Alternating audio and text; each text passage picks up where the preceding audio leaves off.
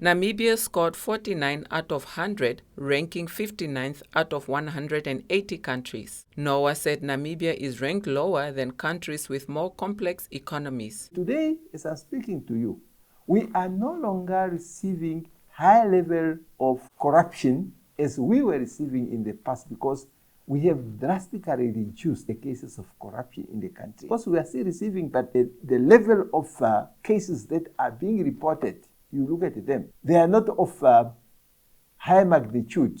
They are not involved such high value. What is in Namibia today is more or less a mismanagement of resources here and there by some institutions that are being tackled as well. But real cases of corruption are drastically reduced. Therefore, one cannot agree with the ranking of a Transparency International that Namibia is not making an improvement at all. IPPR Executive Director Graham Hopewood said progress in fighting corruption remains slow, but Namibia is not moving backwards. We have good pieces of legislation like the Whistleblower Protection Law and the Access to Information Act that have been passed now for several years in the case of the Whistleblower Protection Law since 2017, but have never been put into operation. We have key pieces of legislation that should enable us to fight corruption not working at the moment. And then I think we just have outstanding cases that aren't being dealt with. The SME bank collapse is the big one perhaps that people think about.